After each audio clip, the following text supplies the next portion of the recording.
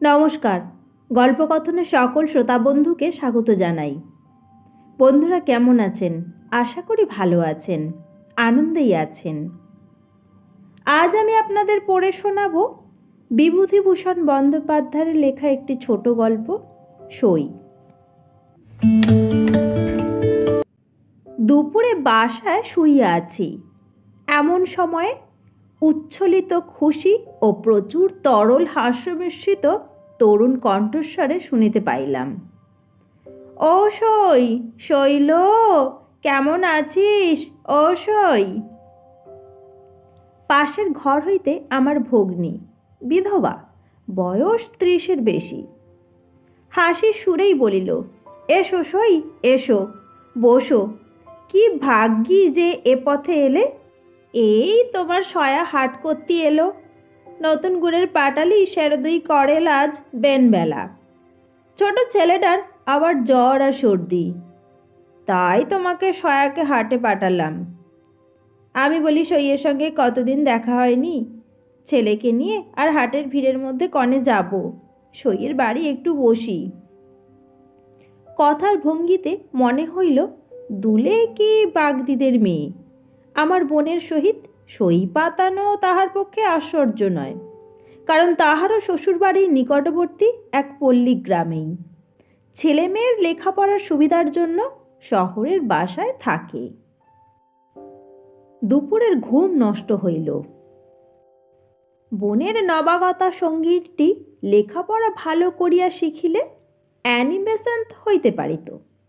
মুখের তাহার বিরাম নাই, অনবরত বকিয়া যাইতেছে এবং কথার ফাঁকে ফাঁকে মাঝে মাঝে ছেদস্বরূপ বলিতেছে, সই একটা পান দেবা, দোক্তা খাও না? তা দা, একটা এমনি পান দা। ও হাবলা, এই তোর সেই সইমা, চিনতে পেরিলি? হ্যাঁ রে বোকা ছোড়া, গড় করলিনি সইমাকে? নে, পায়ের ধুলো আর নিতে হবে না, এমনি গড় কর। পান খাইয়া সে আবার শুরু করিল, ঘরের কত ভাড়া দাও? হ্যাঁ সই, 13 টাকা। ও মা, কনে যাব? তা কি দরকার তোমার শহরে এত টাকা খরচ করে থাকবার? হ্যাঁ সই, দিব্যি তোমার ঘরটা বাড়িটা রয়েছে গ্রামে, আম কাঁঠাল গাছগুলো দেখা অবানে নষ্ট হয়ে যাবে। নাও সই, মেয়ে যান তোমায় চাকরি করে নিয়ে খাওয়াবে লেখাপড়া শিখে, হি হি বলিয়া সে হাসিয়া লুটাইয়া পড়ে। আর কি, আমার শোবার ঘরের বাহিরের রোয়াকে তাহার হাসি ও বক্তৃতা চলিতেছে, তাও এমন উচ্চ কণ্ঠে যে কলকাতা শহরে হইলে ফুটপাতে ভিড় জমিয়া যাইত। আমি কাল রাত্রে মশার উপদ্রবে তেমন ঘুমাইতে পারি নাই। এমন বিপদ আসিয়া জোটে, আর জুটিল ঠিক কিনা দুপুরবেলাতেই। ছোট বাসা, অন্য কোনো ঘরও নাই যে সেখানে গিয়া ঘুমাই। ও সই, ছেলেটাকে একটু জল দা দিকিন, অনেকক্ষণ থেকে খাবে বলছে, তা ওর আবার লজ্জা দেখলে হয়ে আসে।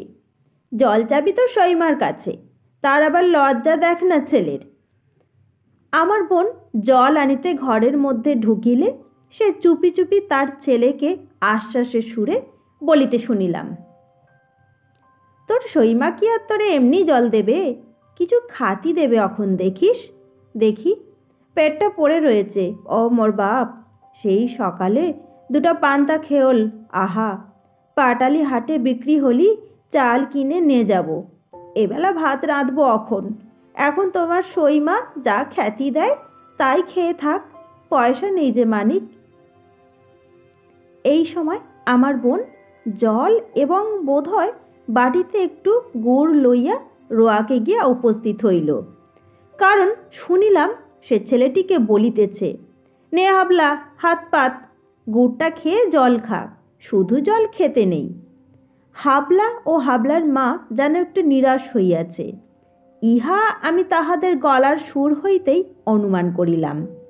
হাবলার মা নিরুৎসাহভাবে বলিল, নে, গুড়টুকু হাতে নে, খেয়ে ফেল, যেন রোয়াকে না পড়ে। ঠিক দুপুরের পরই সময়টা।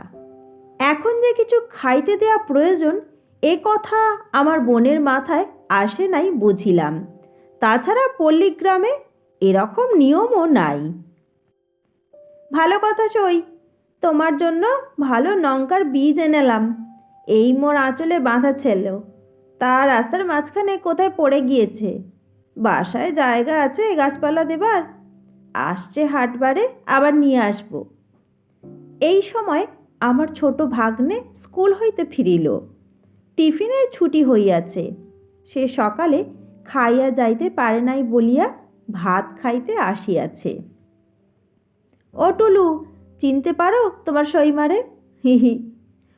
ও মা, ছেলে এরই মধ্যে কত বড় হয়ে গিয়েছে মাথায়।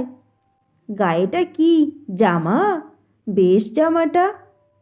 আমার ভাগ্নেও এই বয়সেই একটু চালবাজ।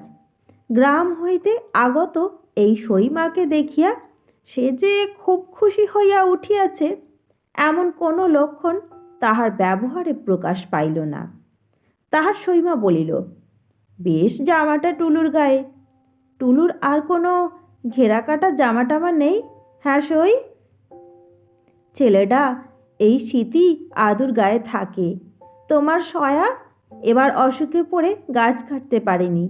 মোটে 10টা গাছে যা রস হয় তাই জাল দিয়ে সের আড়াই পাটালি হয়। হাটরা হাটে পাটালির দর নেই, তার ওপর 6 পয়সা 8 পয়সা সের। ওই থেকে চাল ডাল, ওই থেকে সব। গাছের আবার খাজনা আছে। ছেলেটাকে একখানা দোলাই কিনে দেবো ভাবছি আজ 3 হাটে। কোথাতে দেই বল তিকিন সই? কি করে কি? উফ, ছেলের আবার আবদার দেখো না। আমার বোন বলিল, কি বলছে হাবুল? ওর কথা বাদ দেয় সই। রাস্তা দিয়ে ওই যে মিনসে চিনির কি বলে ওগুলো? হাবুল বলিল, গোলাপ ছড়ি। তা যে ছড়িই হোক, ওই ওকে কিনে দিতে হবে। না, ও খায় না। কি ছড়ি? গোলাপ ছড়ি। হি, নাম দেখো না, গোলাপ ছড়ি। আমার ভাগ্নের দৃষ্টিও বোধ হয় ইতিমধ্যে গোলাপ ছড়ির দিকে পড়িয়াছিল। সে ছুটিয়া গিয়া ফিরিওয়ালাকে ডাকিয়া আনিল। ও আমায় শটান আসিয়া বলিল, গোলাপ ছড়ি কিনবো মামা, পয়সা দাও। বোধ হইল হাবুলও কিছু ভাগ পাইয়াছে, কারণ একটু পরেই হাবুলের মায়ের খুশি ভরা গলার সুর শুনিতে পাইলাম। নেও, হলো তো? কেমন, বেশ মিষ্টি? খাও। পাটালির চেয়ে কি বেশি মিষ্টি? দেখি তো একটু গালে দিয়ে। কি জানি, এসব কখনো দেখিও নি চক্ষে। একটু পরে টুলুকে ভাত দিতে তাহার মা রান্নাঘরে চলিয়া গেল। সেই সময় শুনিলাম হাবুল নাকি সুরে বলিতেছে, না মা, আর তোমারে দেব না। আমি তবে কি খাবো? হাবুলের মা তাহার সইকে আর পাইল না, কারণ ছেলেকে খাওয়াইয়া স্কুলে পাঠাইয়া দিয়া নিজ ঘরের মধ্যে বিছানা শুইয়া পড়িয়াছে। অনুপস্থিত সইয়ের উদ্দেশ্যে হাবুলের মা আপন মনে অনেক গল্প করিয়া গেল। খানিক পরে শুনিলাম বলিতেছে, ও সই, কনে গেলে? ঘুমলে নাকি? মোরে আর একটা পান দেবা না? কেহ তাহার উত্তর দিল না। বেলা 3টে বাজিয়াছে। আমি বেড়াইতে বাহির হইতে গিয়া দেখি অতি মলিন শাড়ি পরনে এক 22-23 বছরের কালো কোলো মেয়ে একটা চুপড়ি পাশে রাখিয়া ঠিক পৈঠার কাছে বসিয়া আছে। তার ছেলেটিও কাছে বসিয়া তখনও গোলাপ ছড়ি চুষিতেছে। আমাকে দেখিয়া মেয়েটি থতমত খাইয়া মাথায় ঘোমটা তুলিয়া দিল। দুপুরের বিশ্রামের ব্যাঘাত হওয়ায় মনটা বিরক্ত ছিল। একটু রুক্ষ সুরেই বলিলাম, একটু সরে বসো পথ থেকে, চুপড়িটা রাস্তার ওপর কেন? মেয়েটি ভয়ে ও সংকোচে জড়সড় অবস্থায় চুপড়ি সরাইয়া একপাশে রাখিয়া নিজে যেন একেবারে মাটির সহিত মিশিয়া গেল।